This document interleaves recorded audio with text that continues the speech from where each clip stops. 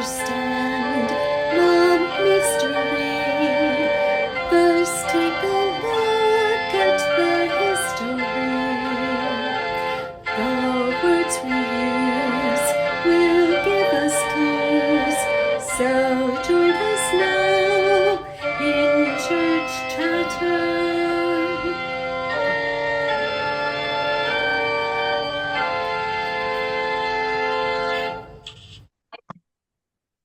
Welcome to the Church Chatter podcast, where we unpack a different church word or phrase each episode. I'm Dillon, an ELCA Lutheran pastor. I'm Sam. I study language and power. And so, Samantha, what is on your mind these days? What are you curious about? What is on my mind is that I have a book release date. That's all I've been thinking about. Oh, that's right. Are you going to tell us a little bit about that? We're going to do an episode soon where Dillon, who has read my book, which I haven't even held the real thing in my hands yet because the cover is still I know what the cover looks like, but it's all still being designed and put together. But it's available for pre-sale, Tongue in Church, A Liberating Primer on Christian Vocabulary by Samantha Bise. It's on Amazon, it's on Bookshop, Kindle, so you can pre-order it, but the publication date, the release date is September 8th, which is really exciting. And Dillon and I have been planning a book release party for it, which is exciting stuff. So that's what I've been thinking about recently, noticing. What about you? It's an exciting book. So I'm going to kind of piggyback off of what you just said. So a couple of days ago, we went to, it's not a thrift shop. No, it is. It's called Community Aid, which is a type of thrift shop. So anything that you buy goes back to help people in need. And it's a great place to shop, and they have great items. And I grew up in a family that is fond of antiques. Now, not just antiques that are expensive, but like old things. I grew up with a grandmother who collected old things.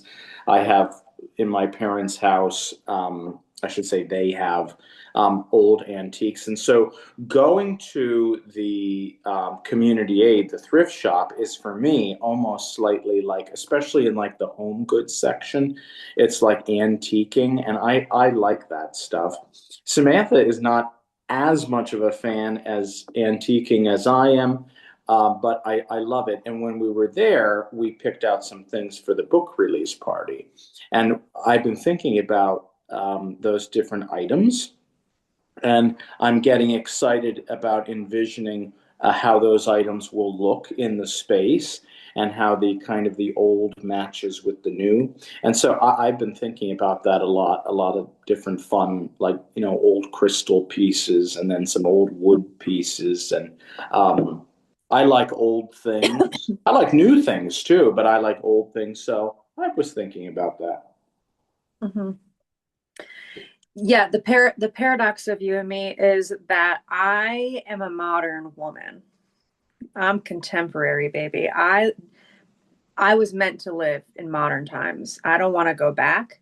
And yet I study ancient language. And I don't think you romanticize older times, but you tend to like the things like antiquing and nostalgia, which tends to give me the ick. I like old this is not going to necessarily make sense, but let me just clarify this. I like old things. I very rarely like old ideas. Yeah, I would say, though, that a lot of let's talk about Christianity. Progressive Christianity is actually just old ideas. It's like we're going back to the root of it all. Do you know what I mean? So I think I do like some older ideas. Okay. Some of them, no. Or yeah. It's a mix. It's a mixed bag, as they'd say. It's a mixed message. Yeah. All right. Are you episode 75? Are you ready? Yeah. Episode 75, we're talking about the word fundamentalism. Now, fundamentalism, let's just start with this. It doesn't belong to Christianity. I would say Dillon and I were both raised in somewhat fundamentalist households, right? I was raised with scientific and even in some ways political certainty. Fundamentalism can be thought of as certainty. And we're going to talk about the history of it and everything soon within Christianity. But I was raised that like science and evidence and proof and prove it. Where like tell me how do you know that's true? Where's the evidence, right? Of just this, like, that is the system that we clung to for certainty. Very logical. And Dillon, I think that you were raised with some religious certainty. Would you say that? Yeah, I would. Mm-hmm. Yeah. My favorite show is Big Bang Theory. And it's my absolute favorite show. I honestly think I've watched it 30 times. I don't know. I just love it. And in that show, if you're familiar with it, Sheldon, the whole show is pretty much Sheldon in the process of learning logic and individualism isn't everything. Like, he's such like a logical person and I don't need anybody. And whenever it gets to the last episode of that entire series, it's him winning an award that he's been wanting to win the whole series, right? He wins this academic award. And then he's standing up there and he's having a moment of like, I couldn't have gotten here without my family, without my friends, without everybody. It's not about individualism. It's not about logic. And then the very last scene of the whole series isn't him winning the award, which is like the climax of everything. It's him sitting and eating takeout with his friends like any other day. And I just love it because I grew up with so much logic and individualism, not just in family, just in culture as well. Just like you need to be able to measure it and you need to be able to do it by yourself.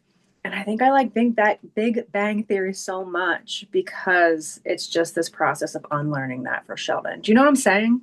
Oh, I know exactly what you're saying. Yeah. Mm-hmm. Yeah. So people raised in fundamentalist churches who then leave it, I see it over and over again. I think, Dillon, you could speak to this too. They often will transfer their fundamentalism to the next thing they run to. Like, I know a lot of atheists and liberals and conservatives on the political spectrum and academics, and they're fundamentalists in the way that they relate to that, right? So fundamentalism is essentially, how would you define it, Dillon? Fundamentalism. Go ahead and define it for us in your own words. Well, I mean, it all kind of depends. I mean, there's a general theme to fundamentalism, but what people who are fundamentalists are trying to get back to the fundamentals, what they think are the fundamentals, so or the basics or the core of whatever it is that they're trying to get back to. So they're definitely looking to the past. Usually not to the present or not even to the future. They're looking to the past and they're trying to conserve it. Now, a fundamentalist also does not have to be a conservative, so I don't want to conflate those two things. But a fundamentalist has usually a list of fundamental things that are unshakable. Yeah, that's the key. We might talk about that later on in this episode, but it's usually, again, trying to get back to the basics or the fundamentals of the past and things that are unquestioned. And usually it's a specific list. Yes.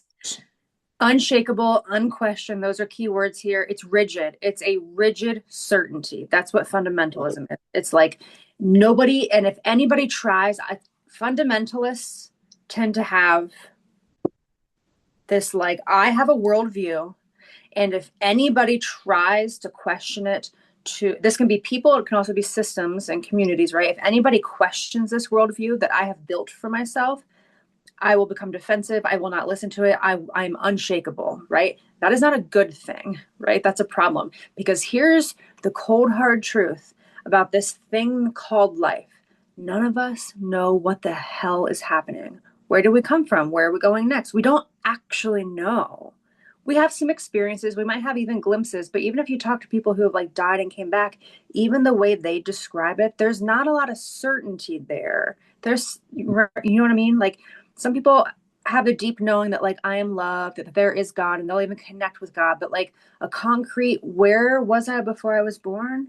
Where am I going next? What is a soul? Who am I? Why earth? Why cancer? Why suffering? Why joy? Why does a baby come out of a body that way? We don't actually know about this crazy thing going on. So oftentimes fundamentalism is a symptom of fear, because a person who has a fear of that uncertainty, because a fear of the inevitable death that we will experience, and whatever may or may not come after, all of that, like I have my own beliefs. But do you know what I'm saying? Are you with me, Dylan? Or did I just get a little too existential? No, I'm with you. Yeah. So, I study language and literacy. I want to get into fundamentalism and literacy. So I'm going to give a brief history. I know, Dylan, you have some things you want to say too. Anything else about defining fundamentalism first? No, I would say that we did a general overview of that. All right, cool. So fundamentalism and literacy. Christian fundamentalism, it has a lot to do with the Enlightenment, modernism, humanism, and science. So let's talk about all those things and what it did to our relationship to literacy. And I'm going to connect it to the Bible and Christianity. So first, let me define those things. The Enlightenment is an intellectual movement during the 17th and 18th centuries, emphasizing reason and logic and progress as superior. Dylan, if you need to interrupt to make these more poignant, let me know. And then modernism is a movement in the 19th and 20th centuries where traditional beliefs, particularly in the Roman Catholic Church, were being modified with more modern ideas. I'm just keeping these definitions kind of brief for our own purposes. Obviously, there are whole fields of study about all these things. Humanism is a Renaissance cultural movement, essentially, where agency for humans and individualism really took the main stage. And then there's science, the scientific revolution. And this emphasized measurable evidence above religion, above tradition, above theology, above like God, above embodiment, above other ways of knowing. It was all about measurable evidence, right? And here's what's really interesting is the Protestant Reformation took shape in the midst of all of this happening. So Protestantism and Christianity in general was heavily impacted by all of these things going on. And many expressions of Christianity became something that was, I'm really generalizing, but I sometimes think that this generalization is true. Many expressions of Christianity became individualistic. It required evidence to prove or disprove. And this was just not the way to engage with scripture or the Jesus story before these movements. We became people of literalism when we read. Now, I teach poetry, and I think it's really important to teach students how important non-literal ways of engaging with the world and literature and religion and everything really is. So I take that pretty seriously. Literalism is not superior. Science is not the only way to know something to be true. The Bible and faith and religion is not meant to be engaged with alone, right? These are communal things. The Bible is a communal text. We're supposed to wrestle with it, not just sit in our home and read it alone and just think that we can arrive at our understanding. So fundamentalist Christians became the first to read a sacred text through a scientific lens. I'm going to talk a little bit more about that history, but this is interesting because fundamentalist Christians tend to be the ones that deny a lot of science, right? Like they favor creationism over evolution and things like that. And yet they're engaging with religion as if it's a scientific endeavor. Well, it's what they're doing is they are looking for they're using the concept which you find in science of materialism, and they are taking scientific material theory and philosophy, and they're placing it over religion and scriptural interpretations of ancient texts. So they're doing that. I just want to make one statement here, which as we're talking about Enlightenment philosophies or philosophies within the age of reason. So whether we're talking about the early Enlightenment or we're talking about humanism or we're talking about the age of reason in the late 1600s, early 1700s, and early 1800s, it's interesting because you get three different within the Enlightenment, within the age of reason, and within humanism. All three of those movements, you get three different things that come out of that. You get eventually what we would know as modernists. You would get humanists, and you'd get scientists. You get three things out of all three of those movements. If you were to look today at kind of a group or an individual who would call themselves like a modernist, or someone who sees modern philosophies within religion, you're looking at many mainline Protestant denominations, mainline Protestant clergy like myself, like a Lutheran pastor. We have been taught in a modernist understanding of the biblical text and Christianity as a religion, right? So there's a lot of modernists in more mainline Protestant Christianity. In the Roman Catholic Church, even today, in its seminaries, they're teaching a modernist understanding of the biblical text. And what would a modernist understanding of? So a modernist understanding of the biblical text, one right off the bat, is that Genesis, the Genesis story, does not have to be a literal story. It can be an allegory or a metaphor to tell us a truth about something that is greater, the relationship between God and humanity. And what makes that modernist? So what would make it modernist is that most modernists would not see creation of a literal 24-hour days that happened in 6 days, and on the seventh day God rested. We wouldn't be, a modernist would not be bound to that literal 24-hour day, 6-day creation, and that the world's only a couple thousand years old. We would see it as more expansive. We would see it as a story to tell. We would see that there is truths, plural, within it.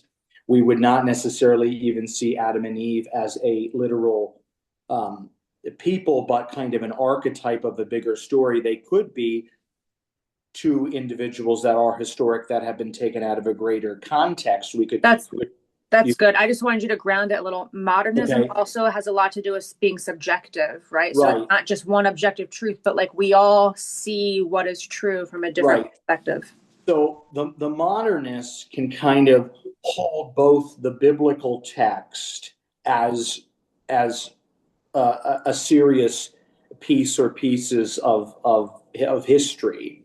So they respect the Bible. The modernists respect the Bible highly, but they also see that there's other things that are going on that kind of parallel it, and they hold that together. So that's one thing. I know I'm going in the weeds here, but I just want to talk about this. The humanists have put full emphasis on human potential.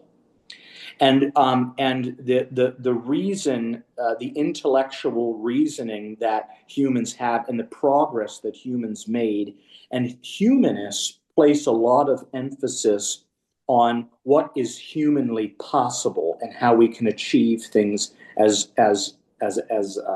humanity.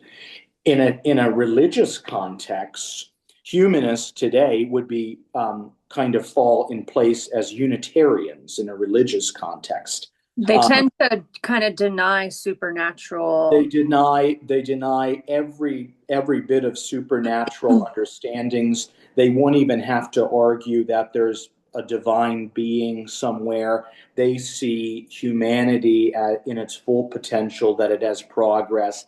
And so you could have a humanist that's non-religious, or you could have a humanist that's religious, and usually that would fit into somebody who is Unitarian. Okay? And a symptom of that humanism, I'm not against humanism. It's about to sound like I am, but I'm not. But it kind of makes humans into mini gods, that like we ourselves know everything that could possibly be ethical and right. And individualism is a huge thing there in humanism as well. Individualism, which can be problematic, right? Yeah, individualism and also self-reliance, relying on oneself. And please, I am not trying to be anti-humanist. I actually love many things about humanism. I'm a recovering humanist. I wouldn't have called myself that, but exactly what I was. I think there's a lot of beauty in the humanist movement and those who are humanist. I also think there's a lot of beauty in people who follow the Unitarian faith and in the Unitarian Church. I think it's a beautiful tradition, not mine, but it's beautiful. So you have the modernists who kind of hold the biblical text and the scientific revolutions together. You have the humanists and the Unitarians who have kind of not put much emphasis at all on ancient texts, but on the potential of humans. And then you have scientists who have totally left the spiritual and religious realms of things and biblical texts, and they're focusing solely on materialism and have fully left the religious and spiritual table. That doesn't mean all scientists are not religious or spiritual, but scientism as a practice has kind of totally left the stage. And so when we look at humanism, or when we look at the humanists, the Age of Reason, and the Enlightenment, those are the three things that kind of come out of that. Yeah. And all of this laid the groundwork for Christianity as it is expressed oftentimes today, for capitalism, right? Which is about individual achievement and like born alone, die alone. And like, it's not like community is nothing, right? Which I actually think that there's a huge correction happening right now. People are clinging to community more than I have seen in my life. But so I want to talk briefly about the merging of science and Christianity, and then give a brief history of fundamentalism. So Bishop James Ussher, who was the Church of Ireland's archbishop in the 1600s, he calculated, remember this is the 1600s, right? He calculated the age of the universe by totaling the ages of the patriarchs listed in the Bible, which is just nonsensical because those years don't add up neatly, right? But he decided that creation began in 3963 BCE. He was bringing science and modernism's rationality into the Bible. And this is one of the first traces of fundamentalism, which is a term that became popularized a few centuries later. But oftentimes when you read anything about fundamentalism in Christianity, this is talked about because it's one of the first traces of like, oh, it was already taking form there. Prior to this, people didn't read the Bible this way. They weren't looking for evidence. They weren't looking, it's just, the Bible is not a scientific text. It's not even a logical text, right? Well, you could push back on that. No. What I would like to argue is for the first 1700 to 1800 years of Christianity, there were multiple interpretations. There was a lot of debate back and forth about what certain biblical texts meant and what they didn't mean. There was different philosophies and methods and theologies around it. They all had the same text, but they came to a little bit of a different conclusion.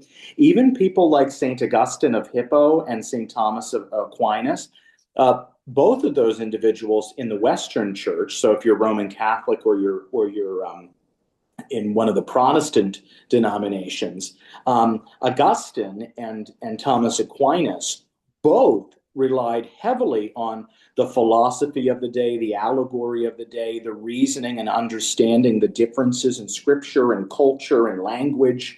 And so for the first 17 to 18, arguably 1900 years of Christianity, there was a fluidity of understanding and a vast breadth of different. Oh no, Dillon. Even after, even today, there is still that. And pre-Christianity and pre-Jesus that existed, there were so many different types of Jews. Yeah. There were Pharisees, Sadducees, yes, even the Samaritans. Yes, but I'm talking about Christianity in its first 1800 years.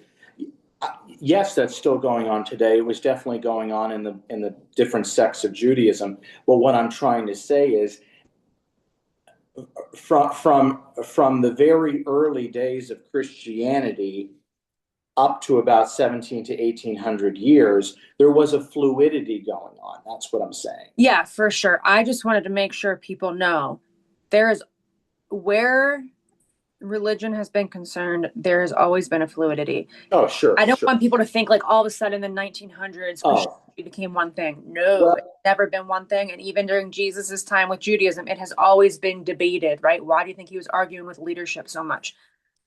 Yeah, that's all. I know what you're right. I'm just saying that you are correct, and I agree with you, except that if people would, well, and maybe we'll get to this, but if they look at Christianity in the late 1800s to early 1900s, it looks like, oh my goodness, there's no other Christianity but fundamentalism. Oh, because in those couple of decades there, many other more expansive, I'll say, or more broad understandings and interpretations were stamped out. And so for decades, from the late 1800s to the early 1900s, it was like, quote unquote, all of Christianity was fundamental. What a beautiful setup, because you're setting up exactly what I want to talk about next, which is the history of fundamentalism, which begins around the 1800s is where I want to start. Right. So that's why I was trying to relay that. I get it. Yes, because up until this time that I'm about to talk about, there was very much a mutual understanding of like, yeah, we debate it. It's a negotiation, right? Like, especially in Protestantism, where there was just fracture, right? It's just like, yeah. And then fundamentalism took off in the 1800s, and it's obviously gained power ever since. And I'm not mincing words. We're talking Christian nationalism. Like, this is where we got to, right? So Christian fundamentalism in the United States began as these fringe movements, right? It really started to take off in the 1800s, but around the year 1900, in that time period, roughly, right? These were fringe movements. They weren't dominant yet. And over the decades, these groups became politically more conservative, and debates about things like abortion were made, again, coming at the Bible from this more scientific worldview, right? Of like, we need to use it to prove our point, right? Go ahead. Yeah, but yes, with abortion, that was definitely one of the ones early on. But in the late 19th and early 20th centuries, so we're talking about the 1880s, 1890s, up until the 1920s and early 30s, what really propelled this division between the fundamentalists, which were, as Samantha said, this kind of fringe groups that kind of unified, was around the teaching of evolution in public schools. And it started with the Scopes trial. I was a political science and legal studies major in my undergrad, and we studied that extensively because that is what not only started this debate in the public square in terms of politics, but also started this debate between the modernist Christians and the fundamentalist Christians that created this deep separation and divide.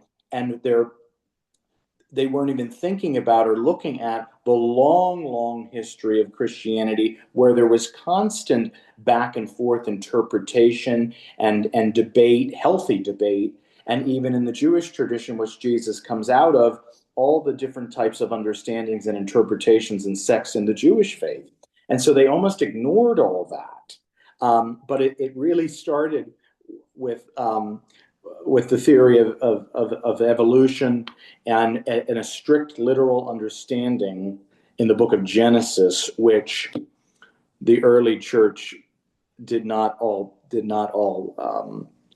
affirm, I'll say. Neither did Judaism, which those texts belong to. Right? Yes. Yeah, that's good. Good stuff. And then fundamentalists became single-mindedly focused on the inerrancy of Scripture, right? And you have to remember that Catholicism had an infallible pope, and the Protestant Reformation happened, and now we have Protestants, and they didn't have a pope, and they were trying to kind of, they were in some ways decentralizing power, so they made the Bible their pope, right? The Bible became inerrant. And then what's really the paper pope? I was hoping you'd say that.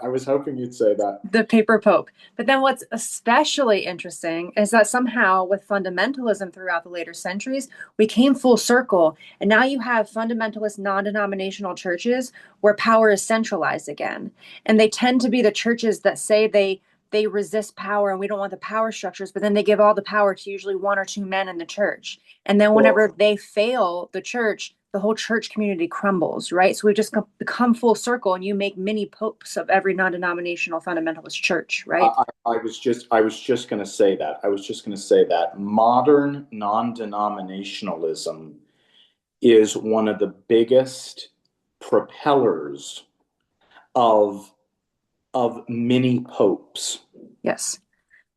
But yeah, with like the very thing that we were trying to get away from, we circled back there in less than 500 years. So I'm talking about, hold on, I think we should name some of these people. I'm talking about like the John Hagees of the world, the Dr. David Jeremiahs of the world, even arguably the Joyce Myers of the world, the I don't even know some of these people. He's dead now, but the Jerry Falwells of the world, all of these kind of bigger evangelists, both men and women. These people are looked up to like people in the Roman Catholic Church would look at the Pope. I mean, and I don't know. There's a lot to unpack there. Yeah, there for sure is. And then you just take into account that fundamentalists they became organized, and they have been working behind the scenes for decades. They built institutions of power beginning with radio stations in the 1930s. Then they were televangelists on the television. And now what's really interesting is they tend to be politically conservative, meaning like conserve old ways, right? But they're very good with technology. They have mastered the radio, television, the internet, and now social media. Fundamentalist pastors, I'm talking real time right now, they have become influencers. That's what they do. They're influencers now. They are on your TikTok. When I hear somebody who's like, oh yeah, I just started going to church and I listen to these things on YouTube or TikTok, the first thing I say is stop doing that. Stop doing that. Here's something that's really so interesting. Dangerous. Here's something that's really interesting. And maybe we'll get into the history of it a little bit more, but this unfortunate separation or divide between the body of Christ, between Christians who had a more modernist, expansive understanding of the biblical text and church tradition, and then the more fundamentalist and kind of conserving understanding of the biblical text and really pushing church tradition out fully. In the 1930s, there was a pastor by the name of Henry Emerson Fosdick. And Henry Emerson Fosdick was actually a Baptist pastor. He was a Northern Baptist pastor. And he spent most of his time as a Baptist pastor in Presbyterian churches, in mainline Presbyterian churches, and eventually became the pastor in New York City at what is known as the Riverside Church, which is actually a shared ministry between the Northern Baptist Church, so more liberal or progressive Baptists, and the United Church of Christ, which is the UCC Church, which is another liberal mainline Protestant church. He was the first pastor at that church in New York City, still a powerhouse of progressive Christianity today. He was the first pastor, and in the 1930s, he was a modernist preacher, and he knew that this idea, he said, the fundamentalists cannot win. And when he preached that sermon in the Riverside Church in New York City about the fundamentalists not winning, it was on the radio in the 1930s. He knew that the power of radio in the 30s was a way to propel the message that fundamentalism will not win. Here's the issue, though.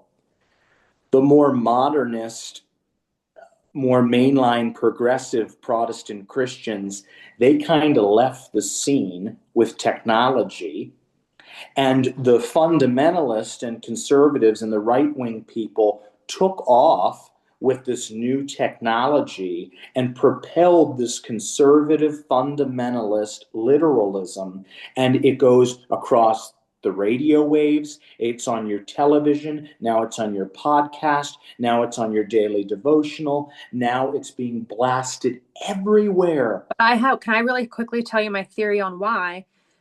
Again, a lot of generalizations here, but conservatives, they tend to be more about conserving the past, but also about individualism. Like, I don't want the government telling me what to do. I don't want a community telling me what to do. I don't want leaders telling me what to do, right? And those pastors knew that. Those clergy, those pastors, that leadership, they knew that. So where are people by themselves and hungry for faith? In their car listening to the radio, or at home listening to the radio, on their TVs, listening to podcasts, when they're scrolling on their phone. More progressive people tend to be more future oriented, but progressive pastors aren't typically out here trying to make a name for themselves because they're pastoring, right? They're not preachers, they are pastors. And there's a difference. Preaching is a part of their job. People can't see you if you don't make a noise that goes back and forth, but Dillon just put his, there you go. So progressive mainline Protestant, again, a lot of generalizations here, but progressive mainline Protestant, progressive mainline Protestant pastors and just mainline Protestant churchgoers, we are communal. We aren't doing faith primarily on TikTok or Instagram or on YouTube or on the radio or on TV. We are showing up to community and doing it there, right? And again, I just need to say it one more time. A lot of generalizations here, of course, but also we aren't pastor heavy in mainline Protestant churches. We are not pastor heavy. That means you don't become a Lutheran pastor because you're going to get famous and have a jet and make a lot of money. Trust me, we know. Right? But you could be a non-denominational pastor and have 3 private jets and be best friends with the president if you're saying the right things, right? And you can get a big stage filled with lots of ticket paying audience members, right? Where part of that money is in your pocket. You can do that in that arena. So they're looking to make a name for themselves. Do you know what I mean? No, absolutely. And what's really interesting is that these pastors that live within this world of fundamentalism, they are no longer calling themselves fundamentalists. So they have even kind of erased the wording, the literacy, the language around fundamentalism. Mm-hmm. They're not calling themselves fundamentalists. They're not looking back to the series of publications called the Fundamentals from 1910 to 1915, but that's what they're preaching. Yeah. And people and the masses, the people who are following them and listening to them and going to their whatever it is, their churches, or listening to them on TikTok or whatever they're doing, there's not the red flags of, well, I'm a fundamentalist pastor, but they're taking the fundamentals and they are propelling them and pushing them in just a new way. They're preaching biblical inerrancy, which means that there are absolutely no mistakes, no errors in the Bible. Everything is God breathed. There's no culture. There's no history. There's no paradox. There's no contradiction. Paradox. There's no that everything is just totally connected. Biblical inerrancy in both the Jewish tradition and of law, and still today, but for much of Christianity, even in the early days, biblical inerrancy was never something that everyone accepted. They're preaching the literal truth of all the miracles in the Bible in both the Hebrew text and the New Testament, seeing no room for any natural disasters, seeing any room for expansiveness. And I'm not denying that there were signs and miracles, but what I am saying is there's also ways to explain them, that God continues to speak through us, but not for the fundamentalists. They are literally miracles. There's no ifs, ands, or buts about it. So you have a biblical inerrancy with no errors. You have literal miracles. And there's 2 things that the fundamentalists won't leave go. And these are actually there's 3. It's the 3 things. And I don't want to totally, we might not have time to unpack this, but they believe in penal substitutionary atonement theory of Jesus, that it is only because of Jesus dying on the cross. Forget about his life and ministry. Forget about his teachings. Forget about all of that. Forget about his birth. It's only the linchpin of him dying that gives any validity to his whole life. And that is one part, and Jesus's death was brutal and terrible and heinous, and I'm not diminishing that and the power of that, but that's not the only story. So that's the first thing. They hone in on that. They believe that there is no ambiguity with the virgin birth, and so they tend to be hateful towards Roman Catholics who uplift Mary, but they don't want to talk about Mary, but don't mess around with the virgin birth. That's one of the fundamentals. And the second thing is they believe in the absolute physical, fleshy resurrection of the body of Jesus, and they totally negate or not even look at Paul's writings, who were the first writings about the resurrection. They don't look at the ambiguities in the synoptic gospels of Matthew, Mark, and Luke.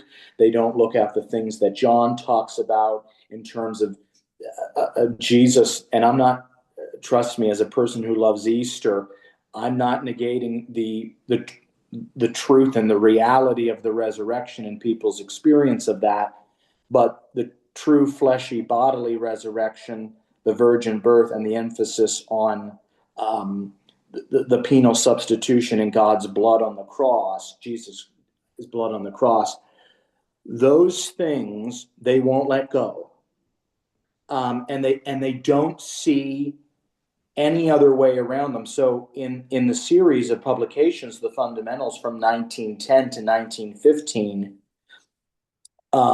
It is those couple of things that are the fundamentals. They won't let them go. And here's the thing: all of those things are interesting, but they believe that they're the only things that are important, and they're not looking at the breadth of the whole story. Yeah, and we won't get into this because it would take a very long time, but this is also merged with the flag, right? So like Totally. the United States, Totally. I'm trying not to use the word American because there's also Central and South America. There's Canada, right? Like the United States is not the entirety of American, but the United States, the U.S. Value system and Christianity have somehow held hands, which is just not okay. That's a huge problem, right? And this is all the history of it. I also just want to clarify one thing that I did say, which it is okay to watch sermons or theologians or whatever on social media, on YouTube. Don't just scroll and start like, so I follow pretty much exclusively on my Instagram. I follow pastors, clergy, people who study the things that I do about religion and faith and language and all these things, but I know who they are. Right. I know who they are. I know how, like, I'm familiar with their work, right? So, and I'm not even saying you have to only follow the mainline Protestants. That is not at all what I'm saying. I'm saying be aware of whose content you are consuming. Who are they? Where did they go to school? Where are they educated? What stances are they taking? Are they fundamentalists? And nobody's going to call themselves, like Dillon said, a fundamentalist, right? There's not like going to be a sign outside a church, we are fundamentalists. That's not what it is. It's not a denomination. It's a type, an expression of Christianity that is dangerous. And not only is it an expression of Christianity, fundamentalism as a movement or a kind of culture is not ancient. It is not ancient. It is a modern interpretation that has been a reaction to, I believe, God speaking to us in new ways through things like science, through things like reason, through things like human experience. Those three things have always been going on, even in the biblical times. You see people, I think of the Magi, in Matthew's gospel, who come to visit Jesus. They were astronomers. They were people of the quote unquote science of their day. They were looking at the stars. They were doing different things. They were seeing that the universe is expansive, and all of that has to be included. And so this idea of, well, we have to get back to the fundamentals. The fundamentals of what? Well, it's also a reaction to losing control. So if you go back to the beginning of the episode, the Protestant Reformation was happening. Science became a thing, right? And the church, capital C church, what did they have to do? Because a lot of people were like, wait a second. That thing about the sun and how the sun doesn't rotate, but the earth does. Wait a second. That's actually true. And we can There's evidence for that now. We can measure it and see it and prove it. But clergy hung on. I mean, there was a heresy trial for that, right? Yes. So they actually hung on to that. They just denied. Science was learning things around this time that the church had always, like, science was proving the church wrong on a lot of things. And instead of saying, oh, cool, we have tools to learn new things, this is interesting, instead the church was like, I'm going to hang you, and I'm going to hang you, I'm going to hang you, I'm going to hang you, I'm going to hang you. And then eventually what happened is people were like, oh, the church has too much power. The Protestant Reformation happened. And then now we're not hanging people for heresy. What we're doing is just starting a new church, I don't agree with that, let me start a new church. That's what we do with heresy now. It's not execution, it's excommunication. Is still happening. Oh, that's good. So it's like, nope, we hear all the time, especially with non-denominational churches. It happens in mainline Protestantism, but not nearly as much as the non-denominational churches with no structure. Two pastors get into a fight, or somebody in the church or the board that started the church doesn't like the pastor. Boom, there's a split in the church. I don't know of many non-denominational churches that have lasted 3 generations. Usually in that second one, the first generation starts it, they appoint a pastor or 2 or 3, things go well. Then second generation, there's a fight, and the third generation witnesses it break off. And then they are harmed by that, so they stop going to church. And some of them find salvation in mainline Protestantism. Or sometimes Catholicism, I hear of that too. But or honestly, I don't want to say a big, but there's a nice margin of people that are also coming out of non-denominational conservative evangelicalism. They're coming out of those 2 traditions. And mainline Protestantism, yes. Roman Catholicism, yes. But many people are finding their home in Eastern Orthodoxy. Oh, that's interesting. I don't read about that too much. That's interesting. Yes. I actually think more people will go to Catholicism, but the barrier to entry is so great. I'm not saying that's a bad thing. I'm just saying it's hard to become Catholic.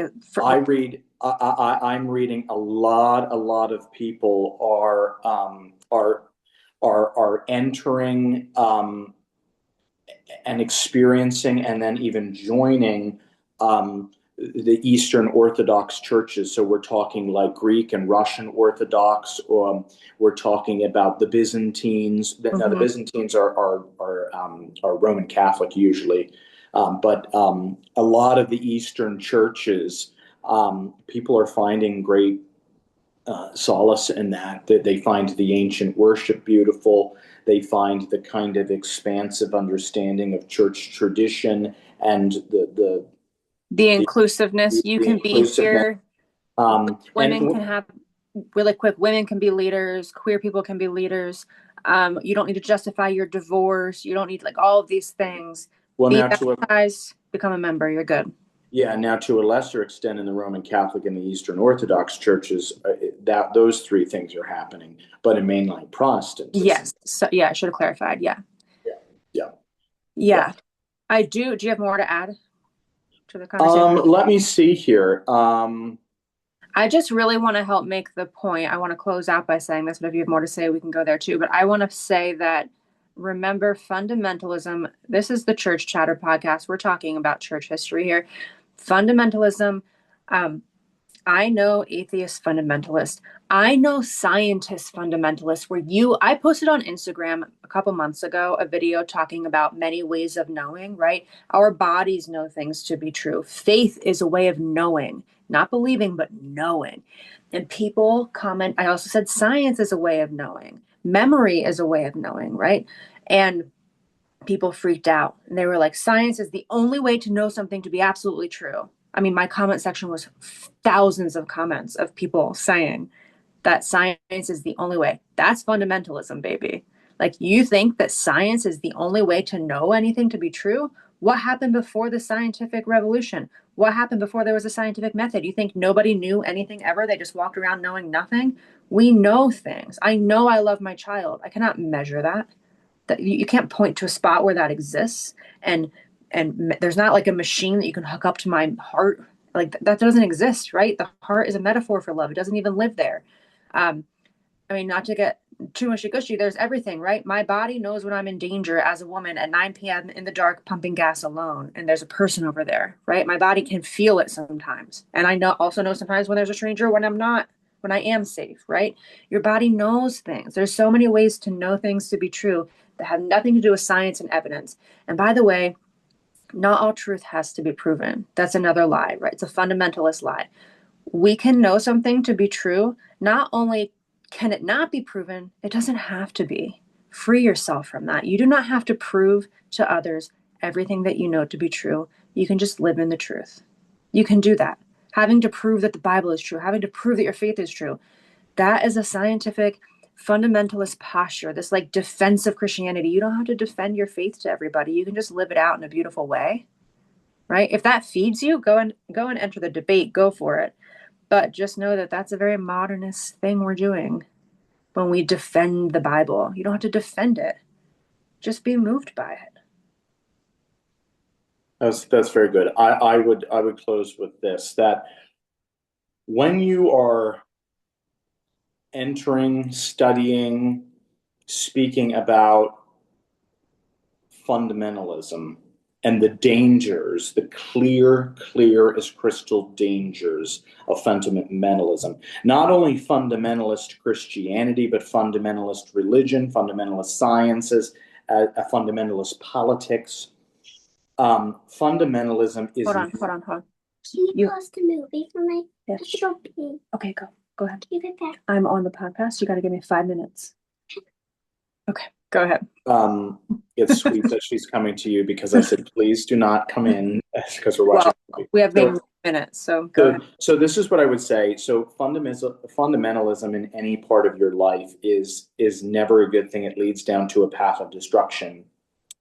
If you're a person of faith, of any faith, but particularly we as both Christians here and mainline Protestants, I would say that it is very, very important to bring four things together.